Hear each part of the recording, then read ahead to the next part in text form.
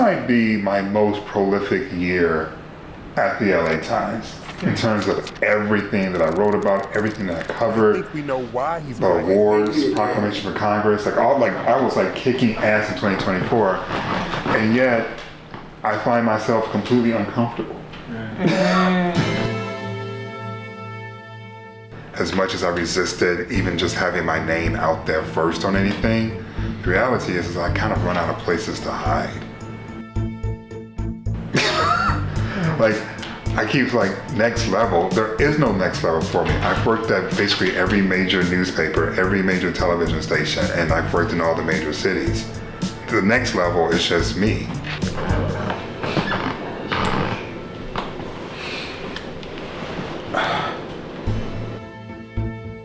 I've built a career looking at the intersection of sports, NBA gets it right, culture, because you wanted to check my black card, and politics. I see it as a reflection of this will continue to be an extension of that. If the money's no good or the location. To find a comedian who believes that. Welcome to the LZ Granderson Show.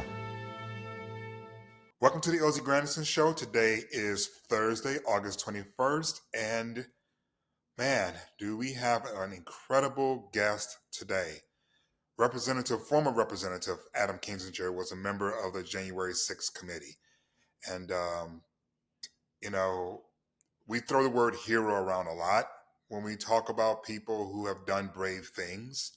And I'm not suggesting that those people that we've talked about in the past, however we've talked about them, weren't heroes. But when you think about what Adam sacrificed for the good of the nation, reconsidered just who he was within the Republican Party. This was not just a rising star. This was a war vet.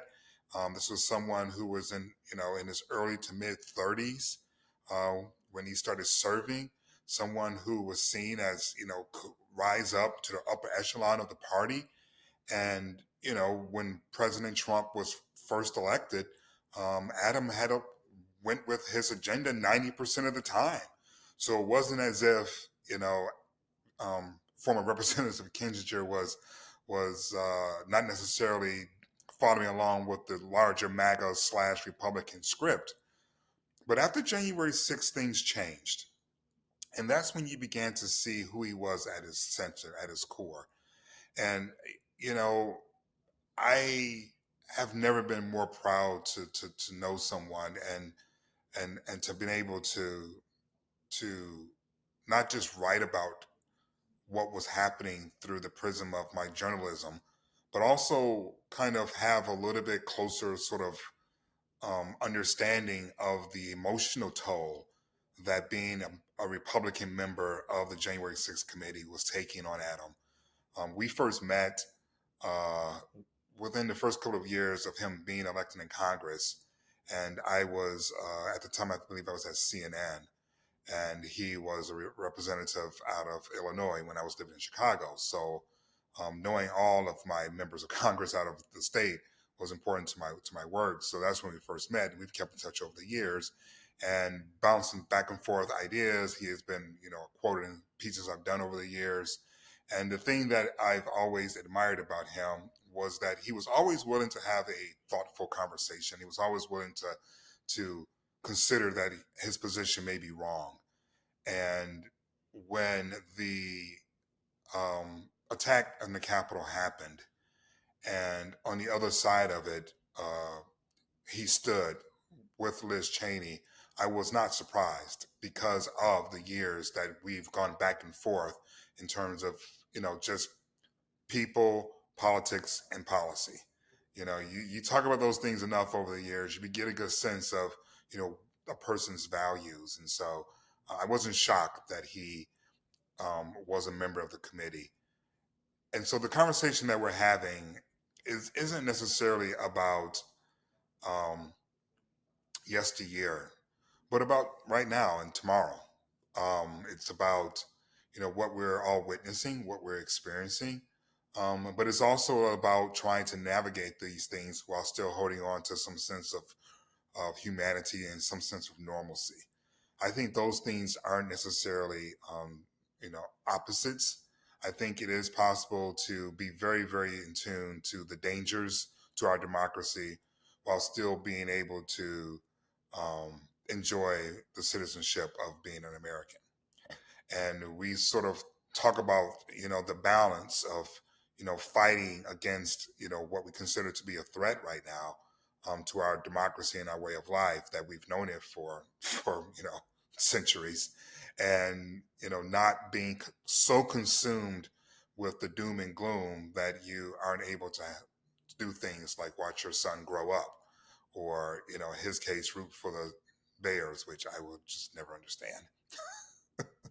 In any case, it's a wide-ranging conversation, and I really hope that you enjoy listening to it and understanding a little bit more about just where we are as a nation, but also where I consider one of our great American heroes of modern time is in his life.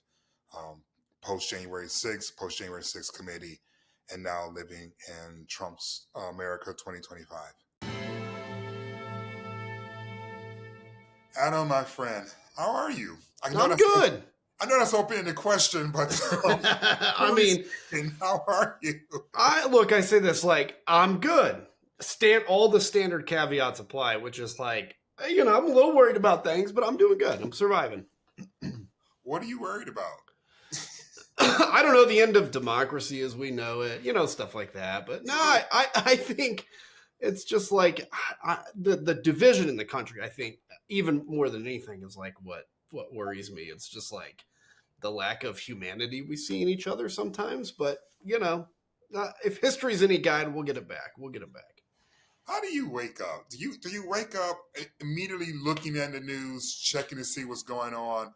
Or are you allowing yourself a runway even with all the chaos that's happening right now? That's what it's funny you say that, because like I've recently been thinking I have to be more conscious about waking up and taking an hour or even 2 hours before I even look at the phone. Because I know a lot of people that do that. They say it's like game changing. For me, I'll get up, like get my coffee, and I actually go sit outside, just to get some air and before the kid wakes up. But the problem is I always inevitably end up pulling up the phone, right? And, you're on enough text chains where I'm on text chain with some of these folks from Europe that are like former Intel officials. And so by the time I pull it up, they've already been awake for 6 hours, right, talking about all the doom in the world. So I've got to like figure out how to handle that. What about you? What's your go-to? So I've been in this spiral because of the Dodgers. Like we had this amazing offseason, and we made all these changes and we shored up all of our pitching. And you look up and we've lost 3 in a row. We're in first place, tied with San Diego. And I'm like, I thought if I started off with sports instead of politics, that my pressure wouldn't go up. But it just goes up differently. Yeah, you should try religion next. Just wake up to religion. That'll see how that helps. Divisive religious issues. I save my prayer life before I start writing. Yeah, I think I need to like move it out to as soon as I wake up in the morning. And it's probably smart. I think that's smart. Do you follow sports, by the way? We a little bit talked about that. I'm not a big baseball fan. So, I love baseball. I love going to baseball games. I played it when I was younger, obviously. But like, so it's weird. So in I was a huge fan as a kid. And then you had the Major League Baseball strike in the mid-90s. Yeah. And I kind of quit paying attention. And then I got back into it. I lived in Milwaukee for a little bit with the military. And so we would go to Brewers games all the time. So they'd give like military really cheap tickets. But no, I don't follow it like religiously like you do. I'm more of a football guy. I haven't spun up on the latest Bears news, but I'm always a big Bears fan. So I always get let down every year. But, we'll see what happens. That's the thing. And then plus being from Illinois, although I live in Texas now, which they take their sports seriously, but in Illinois, on the collegiate level, there's no real like college teams that Illinois, goes crazy about. Like if you go to Tennessee and everybody has their volunteer flags, like it doesn't really exist like that in Illinois. So we're a little different, I guess. When I was writing for the South Bend Tribune, I found a lot of Illinois people were supporting Notre Dame. Like to the point, like they weren't supporting the college teams within their state, but they adopted like the Fighting Irish for some reason. Yeah, it's like, there's a lot of alum obviously in Illinois, but it's also like a stand-in Catholic thing too. Cause it's funny, if you look at Illinois geographically, like up by Chicago, super Catholic, You go to Central Illinois, where I was raised, super Protestant, unless you're in Peoria, which is Central Illinois, but it's like this area that's very Catholic. And it's really weird. So you can see like these, as you can see with any state, these kind of patterns of migration that happened over time. And all Central Illinois is just a bunch of Germans like me. And so, yeah, it's pretty interesting. But that's why you get a lot of like Notre Dame fans. And plus, again, the luxury of being raised in Illinois, if you like college, sports, is you can just kind of take your pick and you can pick the good ones, right? Is it because no one's actually living close to a college, and so you kind of do an a la carte kind of thing? Kind of. In Detroit, we pretty much had this like worship the University of Michigan because it was the closest school. Well, but think about this. So, like, there's who's the best college football in Illinois, right? Northwestern's good. You got like the University of Illinois. Are they always good? Rarely, actually, right? Even in basketball, occasionally they'll have a good basketball year, but they're not consistently good in basketball. I went to Illinois State University, which occasionally has good teams, and then they recruit. Now they recruit the players out of the team, but they used to recruit the coaches out of the team, and so it's like there was nobody that you were just raised like. Diehard fans. Now on baseball, where I was raised in Bloomington, Illinois, is the fault line between Cubs and Cardinals fans. So as you go north, you get into more Cubs fans. Right. As you go south, you get into more Cardinals fans. But it was literally in my school growing up, it was 50-50. I was a Cardinals fan growing up. Now I would consider myself a Cubs fan, but I'm not too rabid about it. You didn't adopt any of those Texas teams to kind of... Can't do it yet, man. I'm struggling with it. It's too hot here in the summer. So I'm like sitting around all summer a little bitter about the heat. So why would I support the teams, Well, I mean, listen, it's you got to fit in some kind of way, right? I know. Like sports I was just having breakfast with a buddy of mine, and I was like, sports is the only way men can actually move from one city to the other. If it wasn't for sports, we wouldn't know how to talk to each other. That is so true. Yeah, it's like the thing. What? I'll tell you. Let me get like real for a second here, which is like the cool thing about sports, which I also think exists in, I'll say movies, but specifically comedy. Okay, so this is how I'm getting real deep. Is if you're sitting in a movie theater and you're watching a comedy, and which unfortunately they don't come to the movie theaters much anymore. But everybody's laughing at the same parts. And you're looking around, and this sounds weird to say it now, but we need to. And you're like, there's some Democrats in here, there's some Republicans in here, all with the same sense of humor. And then it's the same with sports. I mean, look, I can be really upset that the Bears lost, really excited that they won. And the people that otherwise on Twitter would be calling me rhino or sellout or whatever are, celebrating with me or mourning with me. It is kind of a really important thing at the moment to show that there are things that can connect us beyond politics. Actually, politics is really the stupidest way that we sort each other out. Right. If you think about it, like, who cares what your view of government is, honestly?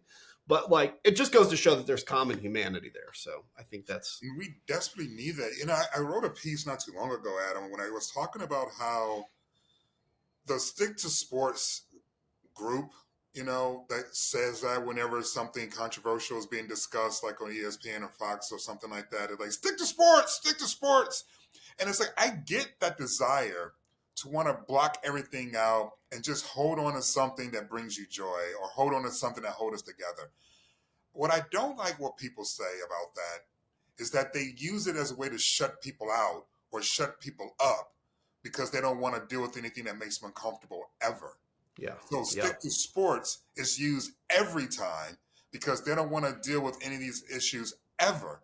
And it's like we got to find like a balance where we can still hold on to the joys and commonalities of sports and still be able to say, Jackie Robinson Day exists because people were racist.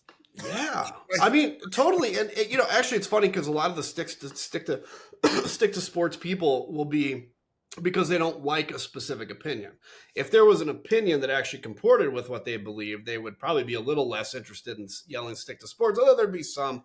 But yeah, I mean, it's like, what is sports ultimately? And honestly, you could get into the analogy of sports and politics and saying, in sports, you're playing a game on a set of rules, which is, if we're playing, if I'm at Wrigley Field and I make the decision, let's say I own the Cubs and I make the decision that, hey, we are, instead of going to first base after we hit the ball, we're actually going to go to third, go right to home, and then the scoreboard's going to count it, right? Right. I mean, the game would fall apart. I mean, you could. Let's say the Cardinals are playing at the Cubs. They can't bring the police in to enforce the rules. The rules, you basically come to this agreement like we are going to play by this fair set of rules, and come what may within that, right?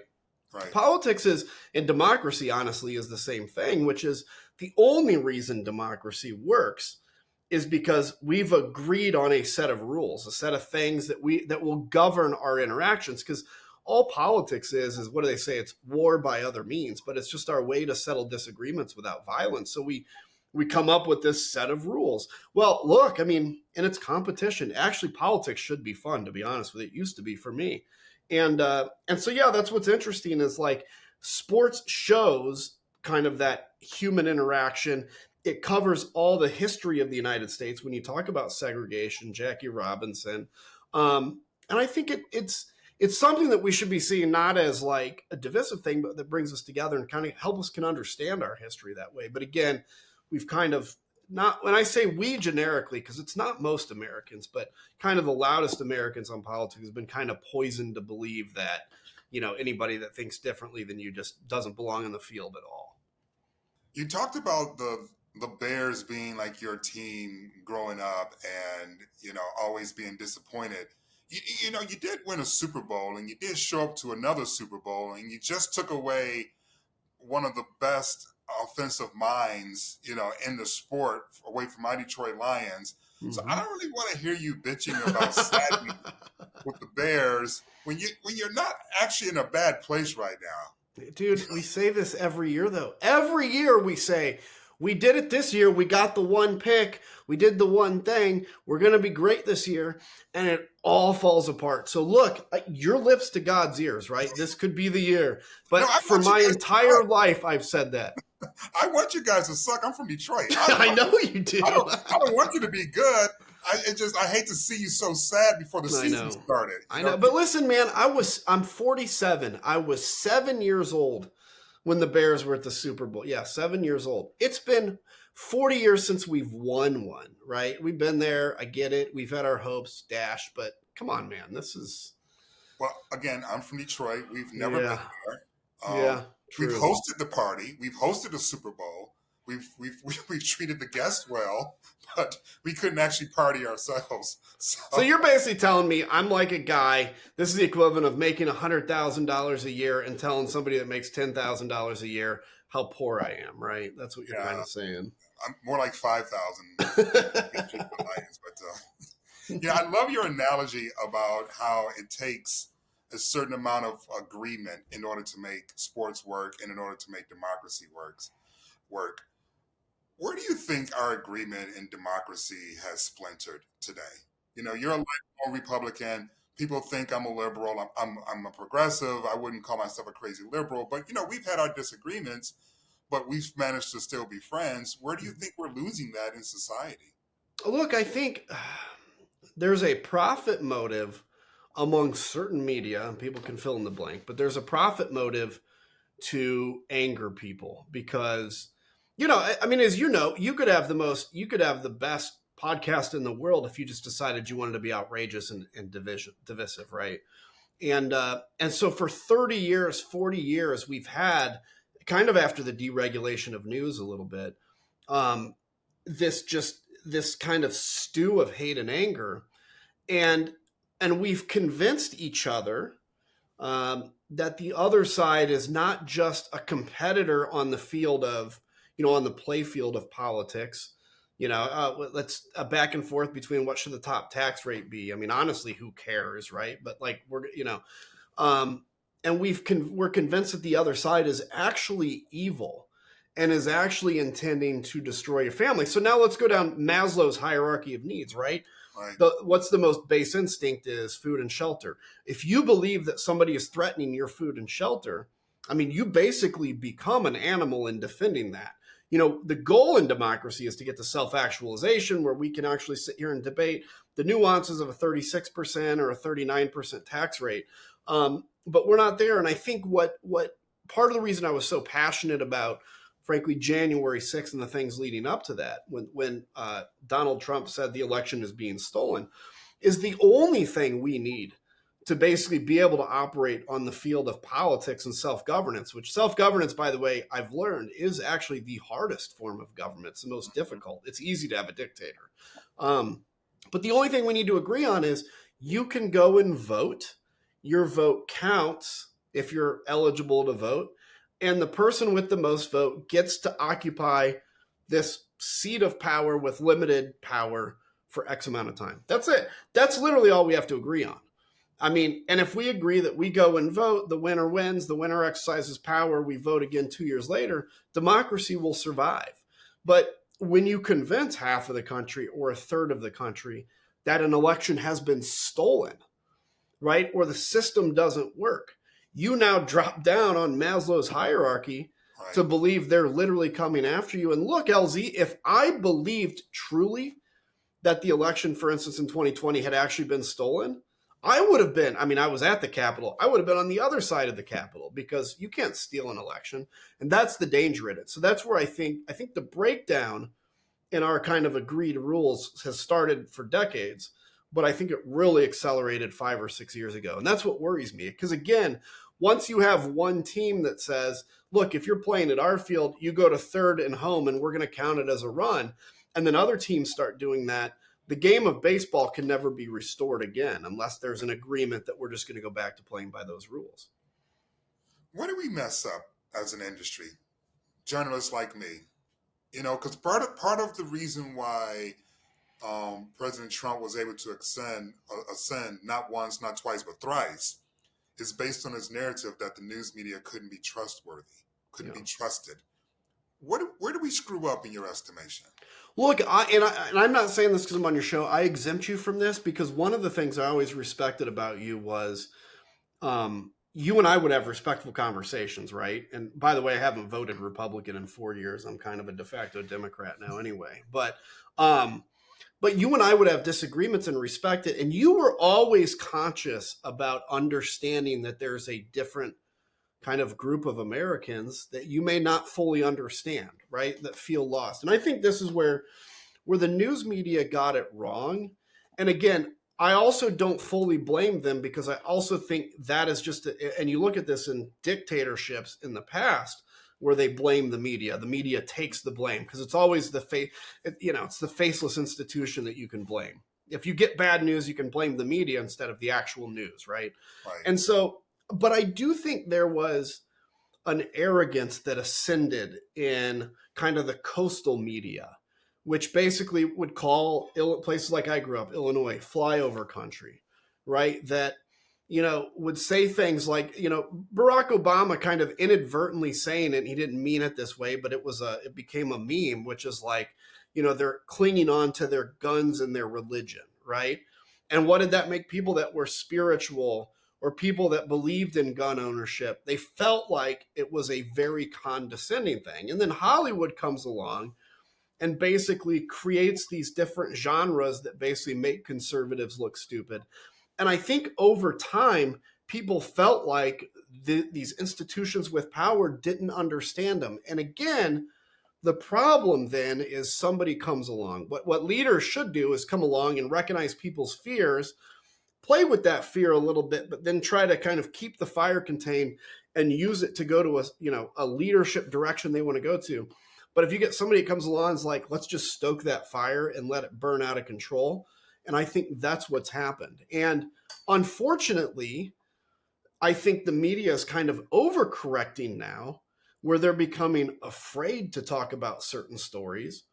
Look at the settlements that these news organizations have done because they've said First Amendment things that were accurate, but they're worried now about losing viewers or they don't want to go through the fight or they have a merger coming up.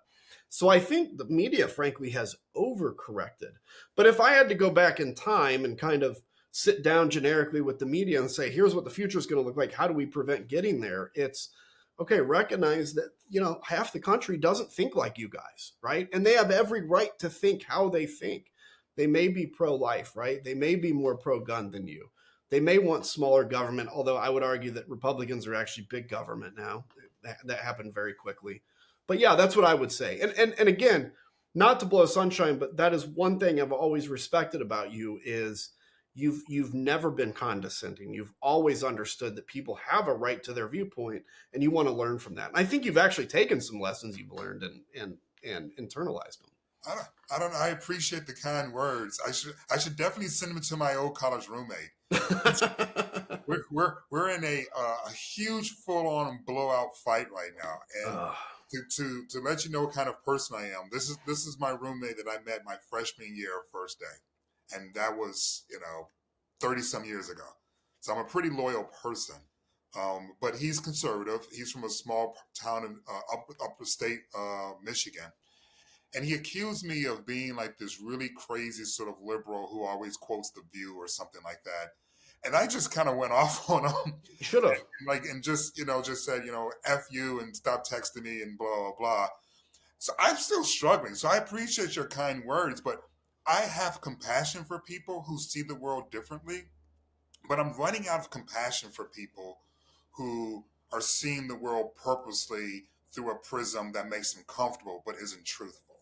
Listen, I'm with you on that. I can go through, we could take an hour to go through kind of broken relationships I've had, particularly after January 6th. I mean, listen, one of the one that sticks out the most, I mean, I had my dad's cousins, so extended family, sent me a certified letter disowning me, saying I was part of the devil's army. Yeah. And actually that made New York Times, and it's not because I released the letter. They also sent it to the New York Times. And I had my co-pilot in Iraq. We fought together in a war, who sent me a text that said, I'm ashamed to have ever flown with you. Right. I have probably 20 blocked numbers in my phone of the same kind of thing. A guy that hired me right out of college. And I was a terrible employee for him. I mean, I was really awful. I was in sales. But he and I had always been friends. Well, after the attempted assassination against Donald Trump, he sent me a text and said, this is your fault. Like, you need to come out. You need to apologize. You need to support Donald Trump. It's the things that you're saying that have caused this. And I did the same thing. I dropped a number of F-bombs and told him never to talk to me again and blocked him. And I think that's the battle. Like, to an extent, yes, we need to be the bigger people. We need to be willing to understand, but we don't need to subject ourselves to abuse, LZ. And this is the big key, is being somebody that's willing to understand, that's open, doesn't mean you have to be like, yes, sir, may I have another? You're an independent American with your views. And listen, if somebody is unwilling to accept you because of your viewpoints, I'm sorry, they're not a real friend. And this is the thing that I have had to really wrestle with, is to understand. I mean, the day I came out against Donald Trump, I mean, a good half of the people that were in my phone as friends, I realized very quickly are not friends. On the same token, I have a number of people I flew with that vehemently disagree with the stuff I've done on Donald Trump.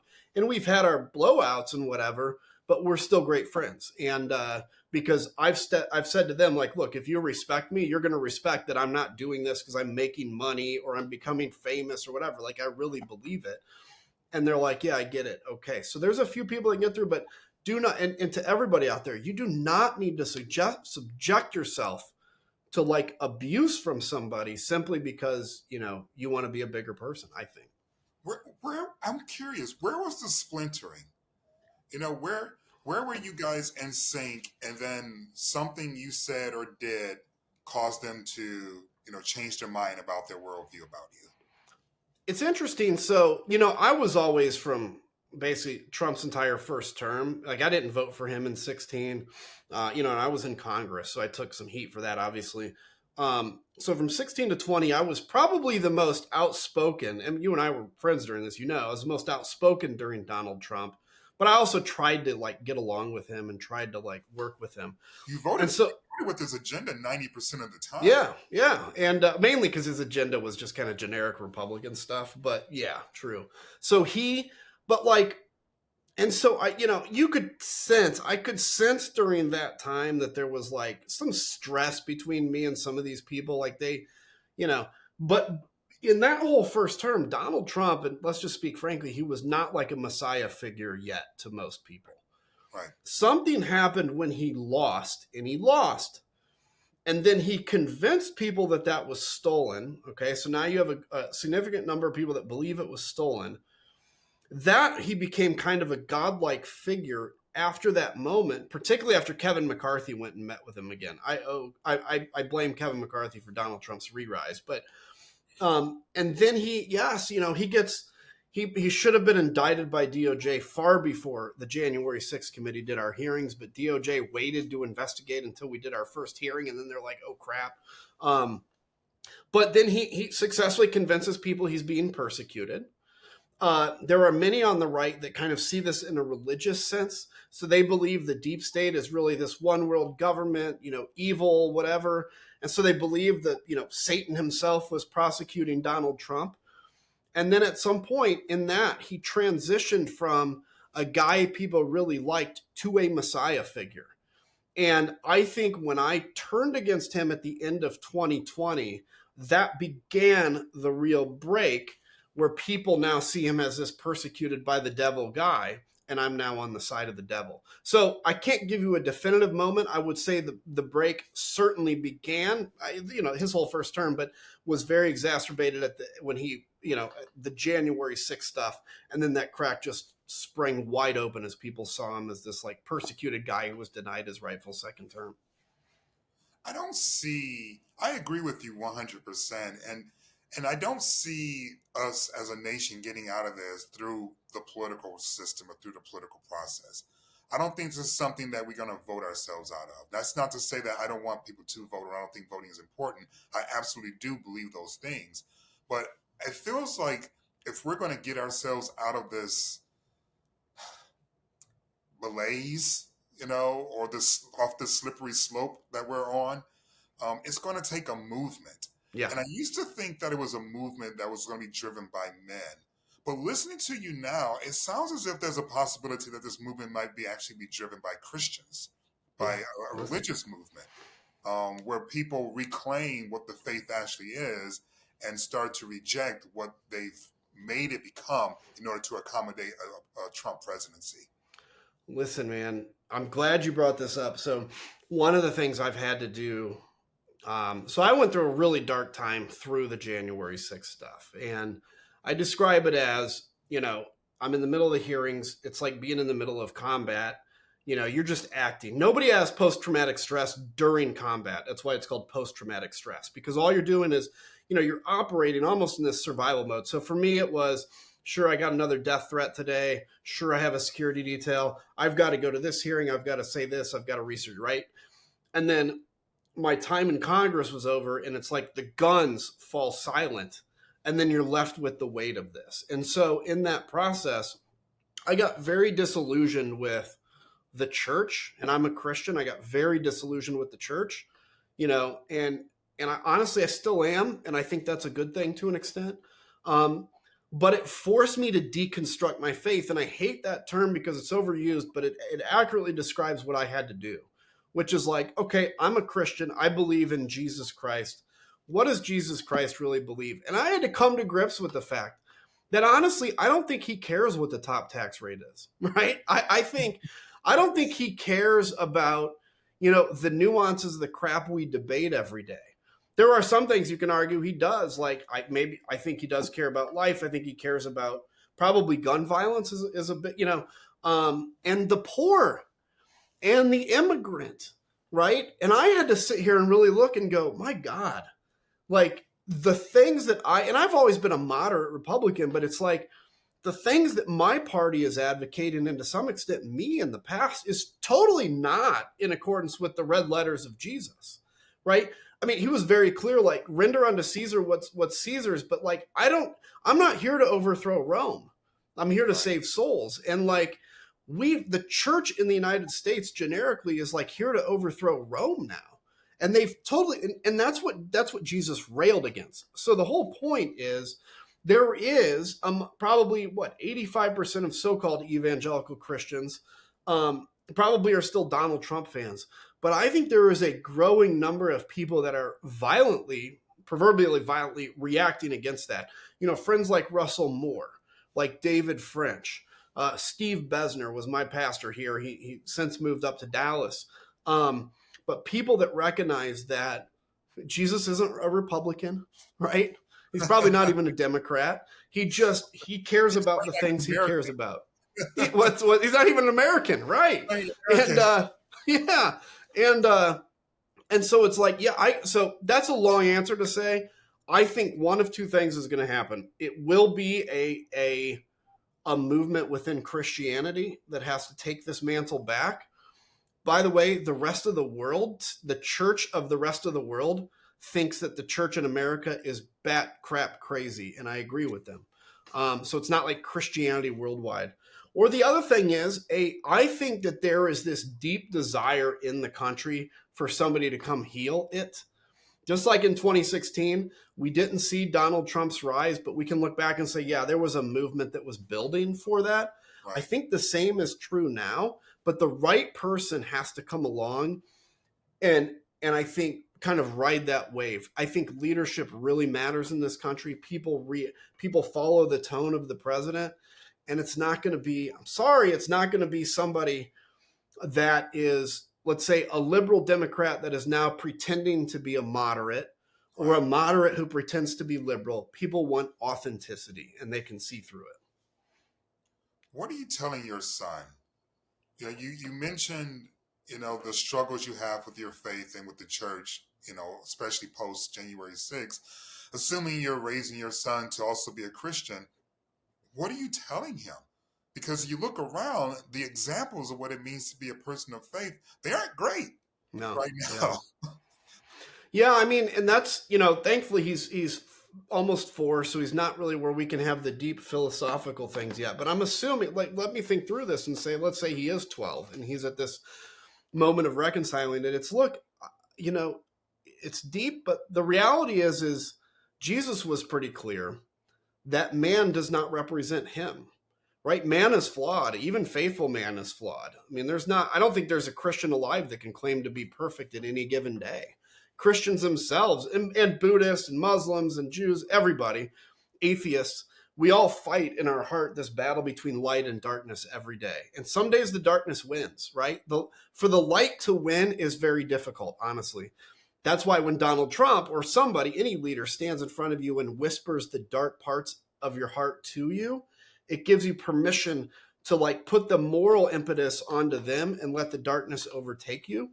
And by the way, when darkness overtakes you, it's really easy. It's destructive. It'll kill you, but it feels very easy because you just let your base instincts take over. So I think what I would try to do is just in a very nuanced way, stress to my kid that the whole message of Christianity is that man is bad. Man is flawed. Man cannot come to God by his own. And so let's quit looking to men and women in the church as our examples of who Jesus is, because it's quite the opposite. And you know this from the Bible. I mean, it's filled with examples where the kind of faith of the day was wrong, and there was always this remnant of people that truly understood, whether it was Christianity or in the Old Testament, the true Jews, right? That wouldn't bow to Baal. And I feel like we're in that moment now where there is a remnant in the United States that truly understands what Christianity is, and the rest is diluted. And I feel bad for the rest, but I will try to raise my son to have a personal faith and not to look at the institution as his guide, because the institutions fail all the time. Do you believe in the separation of church and state? Yes, 1,000%. And I've evolved on this even more of the last really 10 years, but 5. Because look, and I think separation of church and state means this is an agreement between both. It means the state needs to be separate from the church. Now, that doesn't mean Christians can't go into government and can't have faith. They can, but the church should not direct the state. And by the same token, that contract means the state has to stay out of the church's business. I think I think what we're seeing right now, LZ, is a lot of people's worst case scenarios of what the wall between church and state crumbling looks like. And honestly, if some of these Christian nationalists get their way, they will be indistinguishable from, say, the Taliban, with the exception of a different version of religion. The Taliban basically took over and wanted their version of Islam to be the governing document of Afghanistan, including the suppression of women. Well, look at some of these Christian nationalists who believe that Christianity should be the driving influence of government. And, what is it? Just the other day, Secretary Hegseth retweeted a guy who basically was pejorative to women and said they didn't have a role in society. Yeah, I think it's really dangerous. And as a Christian, I'd like to know that the state is not in my church's business. And frankly, and I think this is what also evolved me when I became a congressman, was like, I represented 700 some thousand people. Probably half of them or whatever shared my faith, maybe 3/4 because it's, rural Illinois. But I represented a significant number of people that didn't. And they had every right to my representation as anybody else. How do you figure out the right formula? Because if you are guided by your own personal faith in your decision making, then how do you separate that from some sort of level of theocratic objectivity, I guess, if you will, where you're making these decisions completely void of any religious influence, even though in your personal life, your faith guides every decision? Yeah, I mean, I don't think that having faith kind of guide decisions, if you're an elected official in government, is a breach of church and state. I mean, ultimately, somebody, your district makes a decision who they want to go to DC and, take their beliefs. I mean, honestly, it's funny because every time a congressman says, I'm voting this way because my district wants me to, I'm like, you don't understand what a republic is. A republic, they vote for you and want you to go vote how you vote, like how you want to vote. That's what a republic. Anyway, but where I think the wall is if I then implement policies in government or enforcements in government that then take my views I have and put them on other people. Now, we could argue, moral beliefs, right? Like is if I believe one thing and I vote that way, is that a violation of church and state? And maybe that could be argued. But I think when I see that wall, it's the state should not be involved in the affairs of the church, and the church should not be involved in the established affairs of the state. That doesn't mean that if you're an atheist or you're a Christian, you're going to take your values into government and inevitably vote those values. And I think that's inescapable. But we have to also make sure that, again, the church and state are very separate. I'm struggling to figure out an argument to overturn same-sex marriage equality, that isn't attached to religion, that isn't attached to a faith. I can't think of any secular reason that could be justifiable. There's not. And yet, you and I both know that this entire argument that marriage equality is under threat because of the faith of these people. How do you make the argument that this is a violation of church versus state when no one wants to talk about this conversation of same-sex marriage through that prism? Yeah, I mean, look, I think the way you pose the question is the answer, which is, okay, let's take the arguments about, thus saith the Lord, or some Old Testament verse. Let's take that out of the arguments and say, okay, now you oppose same-sex marriage, Mr. Congressman. Why?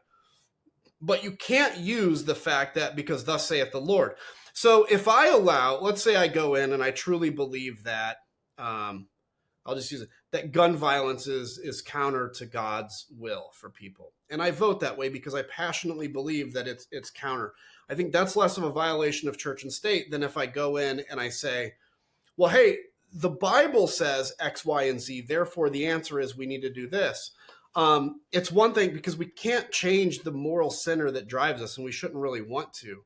But it's like, what's the arguments and what's the points we're making to do that? So if somebody comes in and says, hey, I have a good reason for overturning same-sex marriage that doesn't include the Bible, and I can't even make up a reason for that because there isn't, then okay, then you can say, fine, that could be in accordance with the separation of church and state. But in this case, it's not. And look, honestly, I think people need to be concerned about this and need to be defensive against this. I wouldn't lose sleep on it because I have a hard time seeing how the Supreme Court overturns it. At the same time, the Supreme Court's overturned a lot of things I've been surprised about or come with a lot of decisions.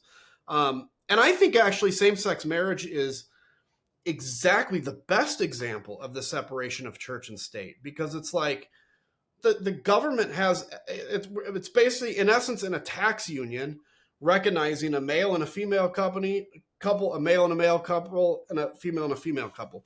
The government just says, look, if you're in a committed relationship and you want to take it to that next level and have tax advantages, that's all we care about. And I think that's the right thing to do.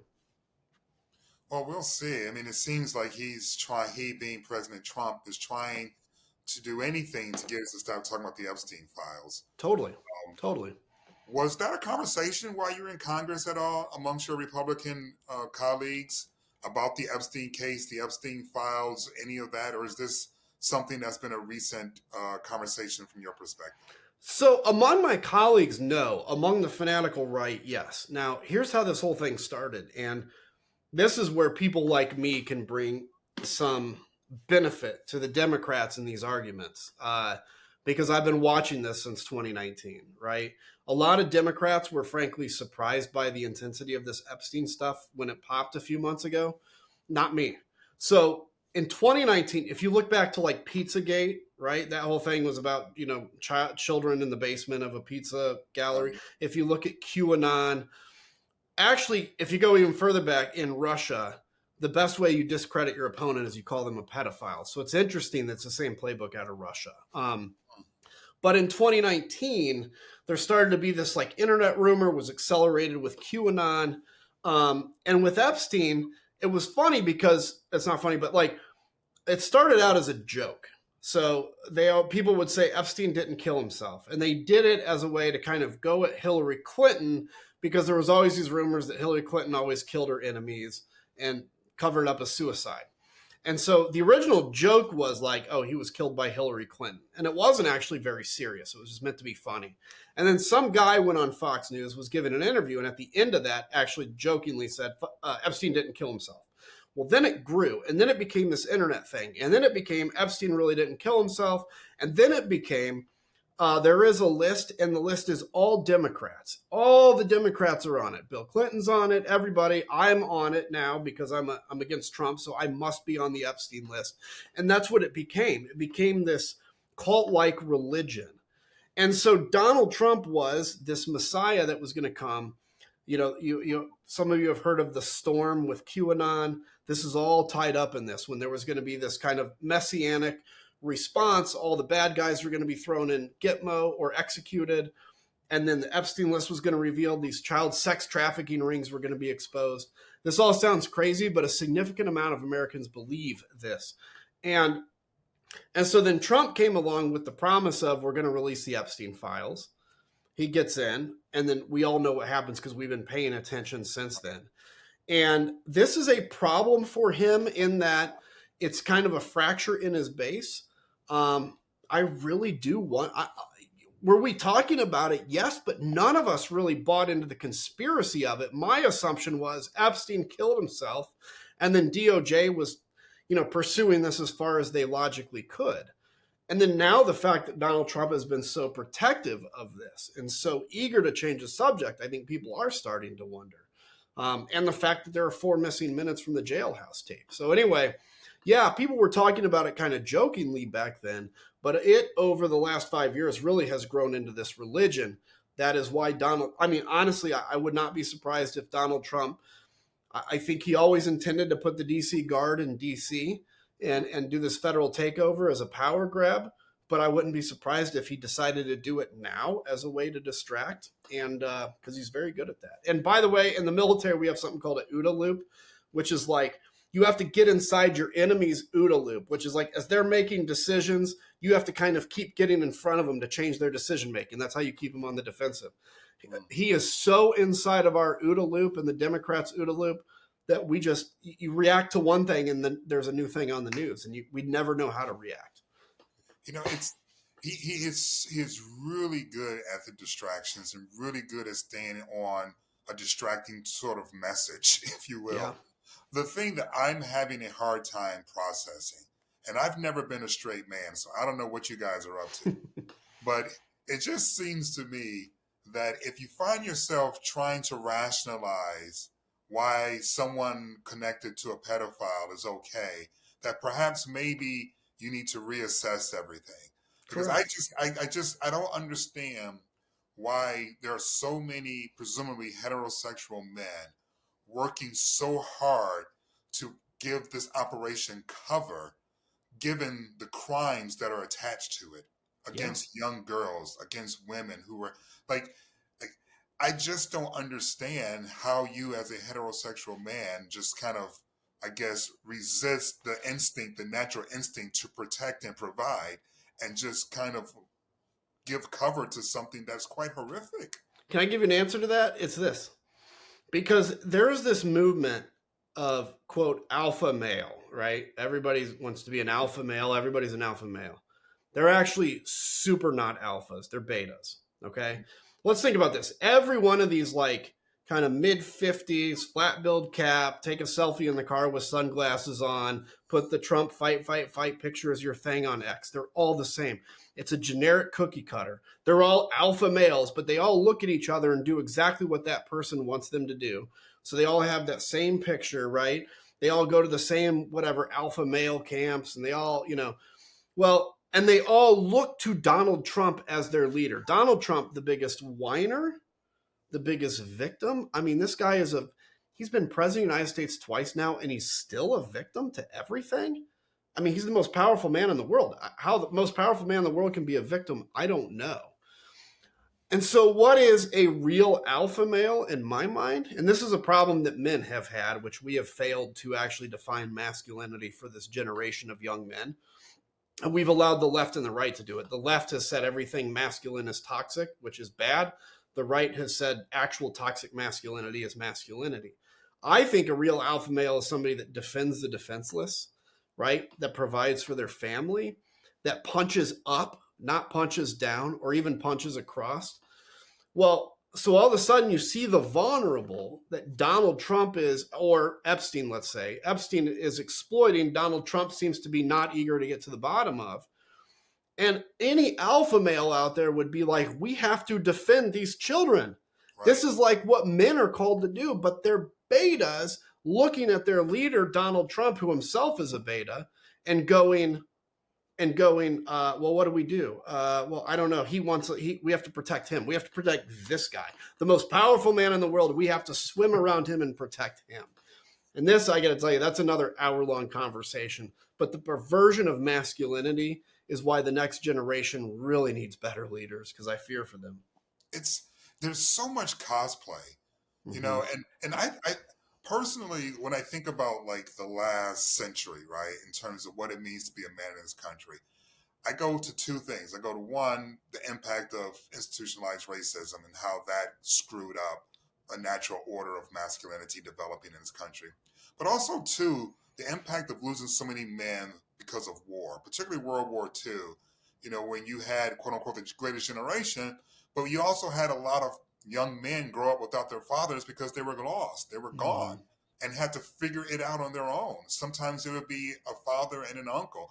And I think that's kind of where you can start to notice. I can't speak to the other nations around the world that were fighting in the war, but in America, it seems as if there was a need to kind of fill in that gap because men weren't present as much because of the war. And that's when you start seeing the John Waynes and like these super hyper masculine, tougher than tough sort of images pop up, always coming out on top no matter the circumstances.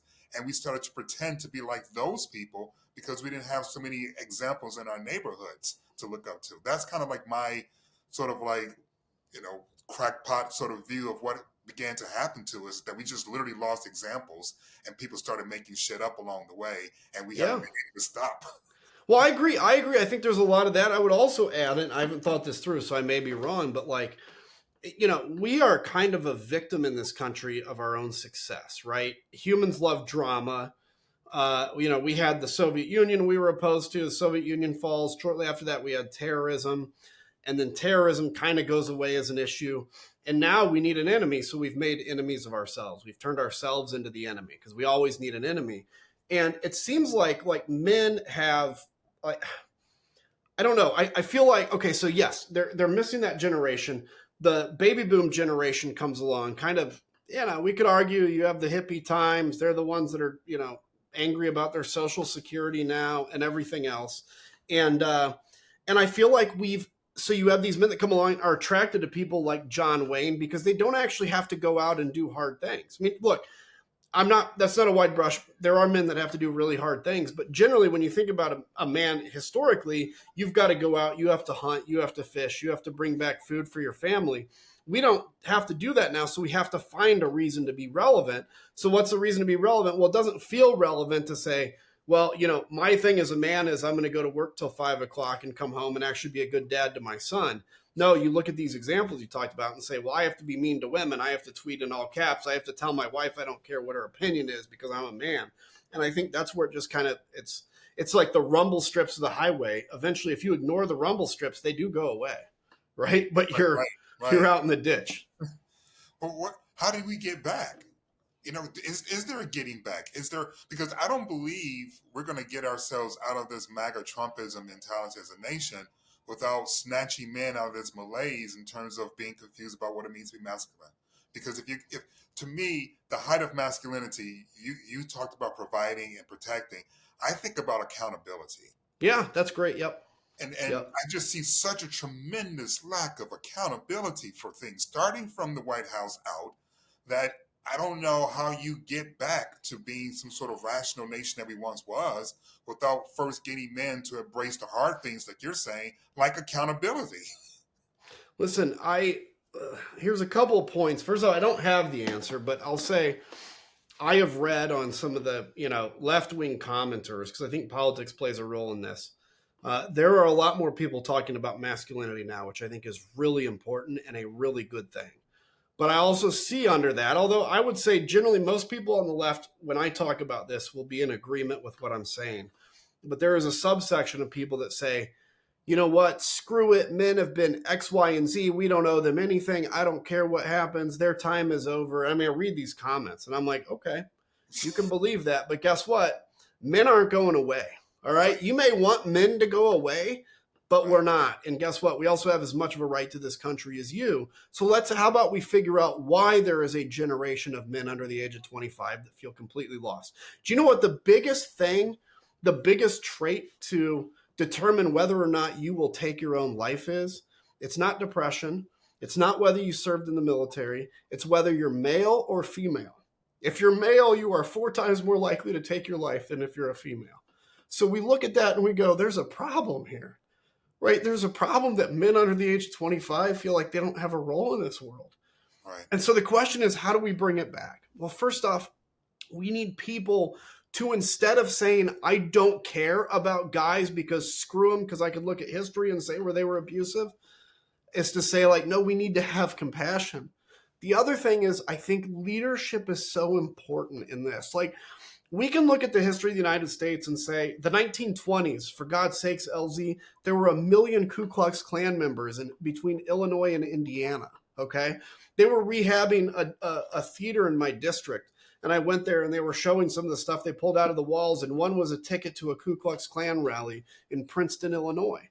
And we could look at that, go back to that time, and you as a black man would sit there and go like, this is hopeless. How do we ever get out of here? But we did, right? We had our own challenges, but we got out and we've made progress. So I think when it comes to this idea of how do we get men back to being as truly as men should be, I don't have the exact answer except to say leadership is really important because people desperately need leadership and they react to leaders. They do. And secondly, we need to have compassion for these young men that are lost. Because if we don't have compassion for them, they're going to create broken young men. They're going to be school shooters again. They're going to take their own lives. They're going to be a mess. And then we're just, every day that goes by, going to have a bigger problem. If you had a magic wand and you can begin to heal this isolation and this loneliness that so many young men have been experiencing and are showing out in very uncomfortable and harmful ways, what will you use your magic wand for to address this issue? Where's the biggest failure right now in society when it comes to our young men? Well, the first thing I would do is probably get rid of social media if I could do that, right? We all use it, but I think that's a huge problem. I would uninvent the internet. That's what my magic wand would do.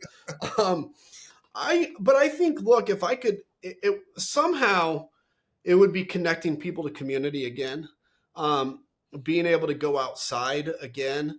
I'm talking to a guy, Dan Barkoff, who's a Navy SEAL doctor. This guy's super accomplished, and he's on the left side of the politics scheme. One of the things he says is we really need to bring back youth sports and youth football, particularly. Now, we went through the stage, and obviously we need to be concerned about CTE, this kind of stuff, right? That's very important. But like a lot of men came to masculinity through sports, through their involvement in sports, whether it's soccer, whether it's baseball, whether it's football. I think that's important to get people to understand what it is to work as a team so that kids are going out and playing and not necessarily coming home and playing Call of Duty. By the way, quick aside, and I was a gamer. I played Call of Duty and Battlefield up until a few years ago. But the fact that 12-year-olds can play a game where you're realistically shooting people and killing them in the hundreds, that does something to people. It desensitizes. It has to. Here's a very quick story. In World War II, about 50% of soldiers in their initial combat kind of experience could not pull the trigger when they pointed at a human being. There was a catch in the brain. We're not built to kill people. And so they couldn't do it. And in Vietnam, there was in Vietnam that dropped to like 15 or 20%. And what was the intervening difference? The intervening difference was in World War II, when they learned to fire guns, they practiced on circular targets. In Vietnam, they practiced on targets shaped as a human being, right? And that's what, when I go and shoot in the military, I'm out of the military now, but we would practice on human silhouette targets. Well, what that does, that teaches your brain to get past that natural catch, which prevents you from shooting a human being. But that's what's happening with these kids in these video games, by the way. I mean, there's no way you're killing realistically 100 people every game, and that's not affecting you. Anyway, that's what I would do, is I would connect people probably to the community more. I would encourage people to connect to their faith more. And I say that like it's still separation of church and state, but no matter what your faith is, even if you don't have faith, but you have faith that, there is no God, whatever it is, like connect to that so you can kind of get to the roots of understanding that life is much bigger than just us, man. And I mean, when you can come to the understanding, I still do this, and probably I'll be 90 years old if I'm lucky enough to live that long and still fight this battle. But we fight this fight every day of understanding that really, when I go away, unless I become president of the United States, when I go away, nobody's going to remember me. And that's okay. That's good. Let's leave a legacy that can follow us. And that's what matters. I'm with you, man. There's nothing more fulfilling for me at this stage of my life than mentorship. Yeah. Seeing someone get it. I'm with you when it comes to sports. I think mentoring programs are needed. Yes. I think we need to flood our streets, not with police officers, but with examples of successful men that people can look up to. Yep.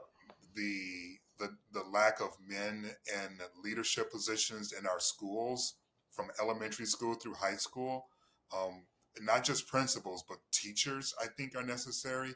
I just think we just need to do a better job as a society, removing the barrier between success. And the way you do that, I think, is through mentorship. Because to your point, social media doesn't allow you to see how success came about. It just shows you success. That's right. And you have like this sort of warped idea that success is supposed to be easier than what it is. But mentoring allows you to see the hard work and the accountability that it takes in order to get something accomplished. So I have hope, man. I do too. Can I give you one more example, though? Yeah, absolutely. There's a friend of mine that has an organization in Chicago called Tuskegee Next, okay? And he basically came to the realization, as he described it, he says, look, in the Black community in Southside Chicago, kids basically believe that they either have to play pro sports or become a rapper to be successful, because that's what they see. Mm-hmm. And he said, they don't see business owners. The businesses that are there are usually businesses that came in from the outside that need to have a minority contract, a contract with the government. They're usually pass-through entities. So he created a program. He's a pilot, loves flying like I do. He created a program called Tuskegee Next, and he pulls kids out of that area and teaches them to fly airplanes. And he has a program with United Airlines, which, by the way, has been attacked as being called DEI. And this is when people talk about DEI, this is one of the programs they're talking about. They had a contract with United Airlines, and basically these kids would get their pilot's license. And the magic thing about it is if you went to the average kid in a tough environment and said, do you know that you can fly an airplane? They wouldn't believe you. Right. They'd be like, what are we talking about? And you take them and fly it. And look, as a pilot, I'm going to tell you, it's a lot of hard work, but I could pretty much with enough time teach anybody to fly an airplane. I'll keep And that so in mind. Yeah. And these kids are learning to fly planes. Some of them are choosing then to go through this United Airlines Academy, where they then kind of grow up, become instructors, eventually go to the regional airlines and the big airlines. And by the way, airline pilots are making $400,000 a year now and working 15 days a month. It's the best gig, honestly. And so you're taking kids and showing them that big airplane you see in the sky, you can fly that. That's the kind of mentorship and hope that, frankly, communities that feel hopeless need.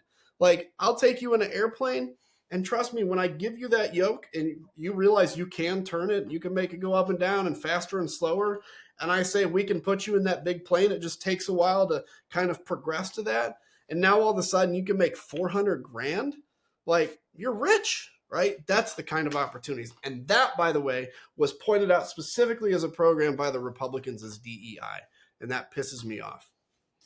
That whole attack against diversity, equity, and inclusion, as if this nation will be here without diversity, right, and inclusion. It's insane. Is absolutely insane. I'm glad you brought up the young people and getting educated, because I'm working on this essay, Adam, asking the question: is college still worth it? You know, in terms of return of investment, the money that you're spending. You know, your little boy, he's not quite 5 yet, so you have some time, but if you're going to send him to college, you need to start saving now. Mm-hmm. Is it worth it? Have you and your wife, Sophia, right? Have you guys talked about college, and have you decided 1,000% we're sending him to school, we're to save right now? Or are you kind of like going, not really sure about that college thing anymore because of the debt that's involved? It's a good question. Now, I'm lucky because I have, military GI benefits, and I'm a disabled veteran, so he gets some benefits through that as well. But I still have to obviously save the money for him. And if we have a second kid, they don't get those benefits. We haven't really had the conversation. My wife went to SMU, so she went to a really good college. I went to Illinois State, right? So a nice state school. Here's kind of where I would say, and my viewpoint, I think hers is too, is let him decide. Like, let's go ahead and start saving the money. And the good thing is if you save it and he doesn't go to college, he can use it for something else.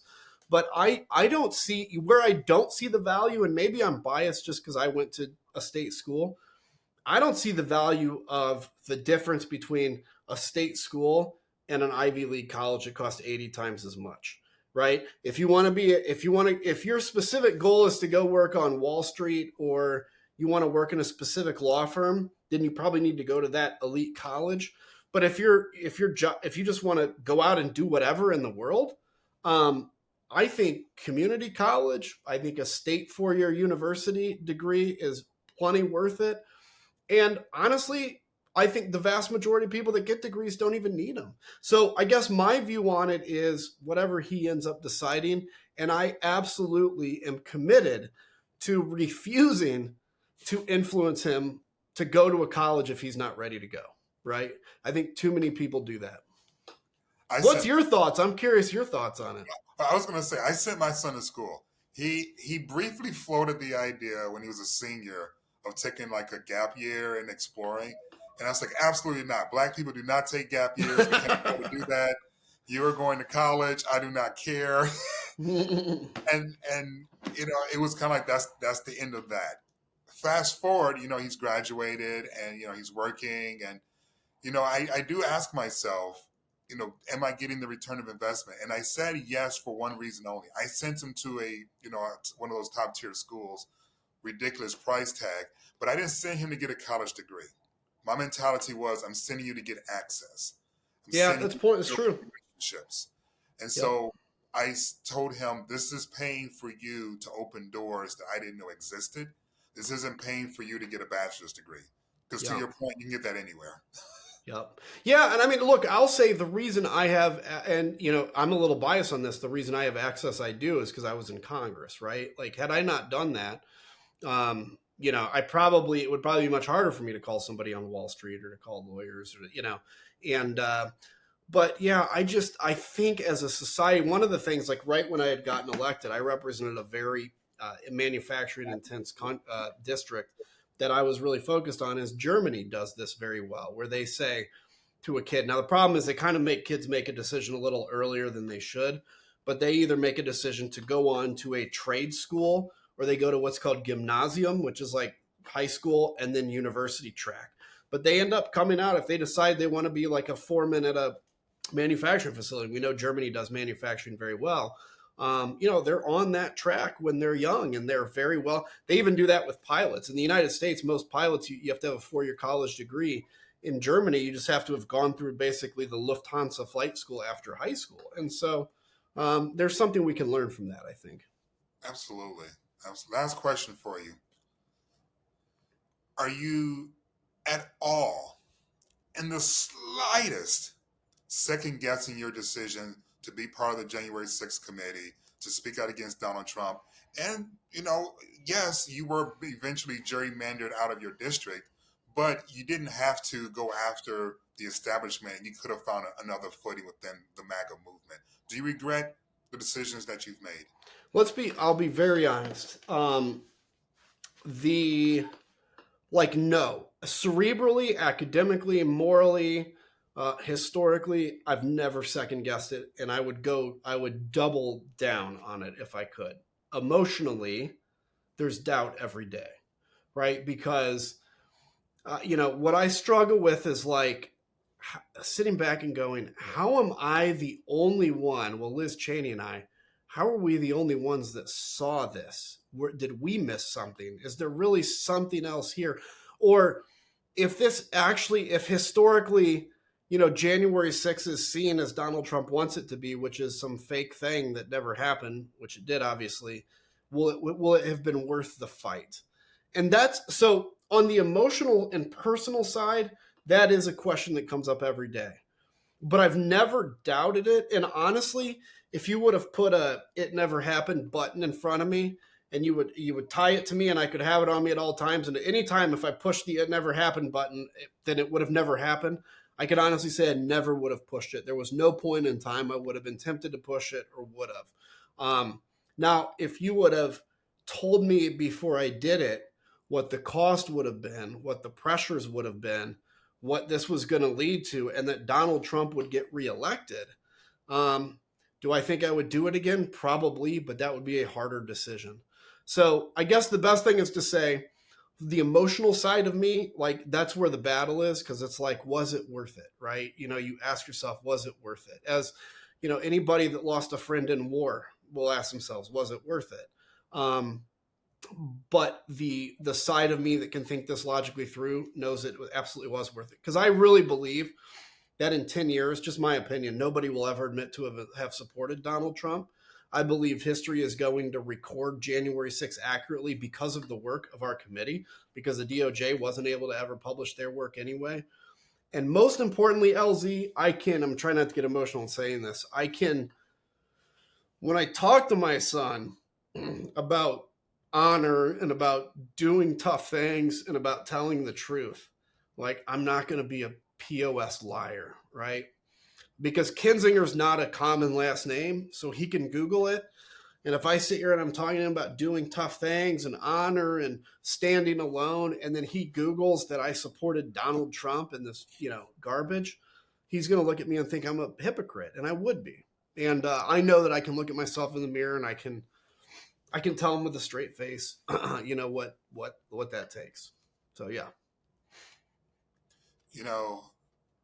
When I tell people about our friendship, they go, "What?" But it's because of moments like this. Yeah. That when you strip away all of the political maneuvering and all of the rhetoric, and it's just talking about human to human, you're just a good human being, Adam. And Thank I'm you, so sir. proud to know you. Thank you so much, brother, for just Yeah, you too, man. for what's Thank you. right, for sacrificing, for putting country over your party. And the only thing I can say is I'm really sad you're a Bears fan. Otherwise, you'd be. I love it. I love it. No one's perfect. I'm sad you're a Lions fan, dude. I mean, come on, that's worse. Like we said, Trust that's me, I'm just. sad I'm a Lions fan too. So We'll get together and have a pity party. We live close to each other now. We need to make that happen. there you go. There you go.